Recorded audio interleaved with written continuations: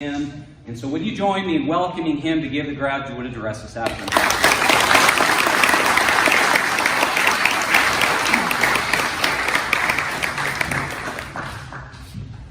Well, good afternoon to the distinguished graduates and to the family of the graduates this afternoon and to all of the friends that are gathered here on this very special occasion.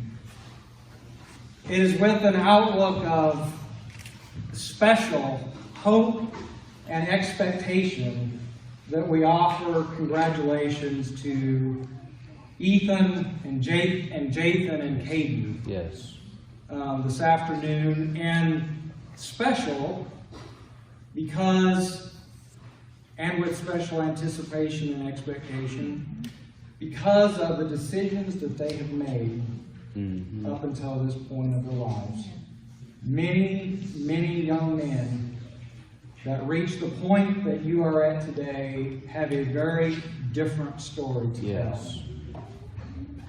You have been blessed in many ways, and you each have been blessed with a godly heritage that you can take with you in life. And so our expectations and our hope for you rises above the norm. And so this afternoon there are two points that I'd like to encourage you with today. First one is, don't squander your heritage. And the second point is, redeem the time. So to the first point, the values and the beliefs that you have this afternoon guide your thoughts and the intents of your heart. And your thoughts and the intents of your heart guide your actions. Yes. And what follows action is consequence. So consequence follows actions. So this afternoon it is so vitally important for your success in life, and I'll just say it like it is, and in death, that you protect and you preserve the values and the beliefs, the godly values and beliefs, the heritage that you have. It has put you so far ahead of so many people. Preserve it. Hold on to it. Don't sell it like Esau did for a bowl of beans. You will find in life that there are many bowls of beans presented to you for sale. Only they're not presented as bowls of beans. They're presented as the opportunity for success and achievement and fun and fulfillment. Don't ever sell away the wonderful gospel, godly heritage that you have been so blessed with. That's point number one. The second one is, redeem the time. Time is precious. Time represents opportunity and is not guaranteed. God gives us an allotted time that only He knows about. He only knows the duration of that, and when He gives us time and opportunity, redeem the time that you have.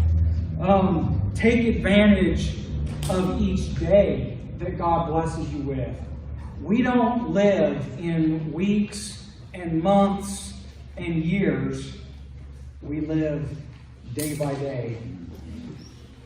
And it's so important that we pay attention to the most important things in life day by day by day. Yes. And that is God, our family, and service to other people. Many years ago, I was reading the newspaper one day and I ran across this. I tore it out of the newspaper. It's turning yellow and it's a little ragged. And I asked Kathy today, was this before we were married or was this after we were married? Because I couldn't remember how long we've had it. I stuck it in my Bible for a bookmark. But it's a quote from Chief Justice William Rehnquist.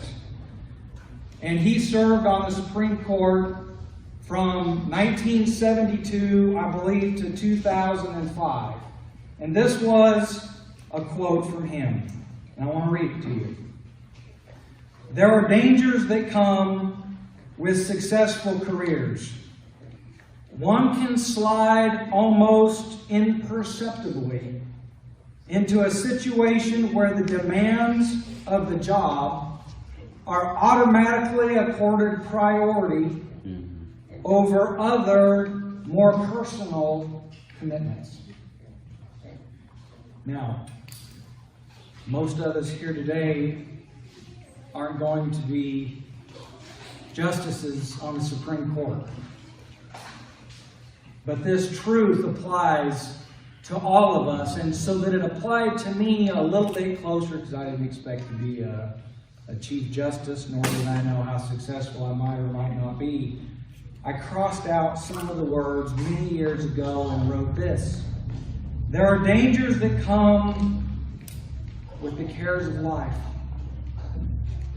One can slide almost imperceptibly into a situation where the demands of life are automatically accorded priority over other, more personal commitments. You see, life has a way of crowding out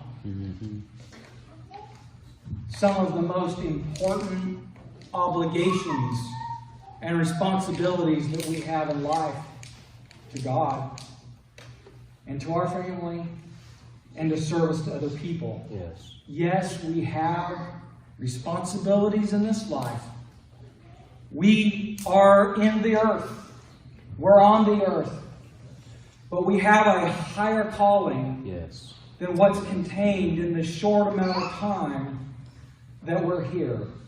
We have a calling to our Lord, to our family, and Jesus Christ, one of the last things He said before He left was that we would take the gospel to all of those that are around us. And I just want to encourage all of you this morning to pay attention to these most important priorities. Because if you don't, paying attention to all of the other things, you can do that without even trying to. It'll just happen. If you're going to pay attention to the most important things in life, and if you want to be successful, if I can use the word successful, you want to be blessed by God, if you want to have a blessed family life, if you want to find real fulfillment in service to others, you're going to have to be very deliberate in your decision making. Deliberate, not what I'm going to do next week, not deliberate in what my goals are for next year, although it's important to do that. But more important is that we are deliberate about what we're going to do today. And there have been many people that have walked this road of life that have delayed and deferred action and had a lot of good intentions, but sadly came to the end where the consequences of neglect piled upon each other day after day, week after week, and they reached the end of their lives only to look backward and recognize, I think I missed it.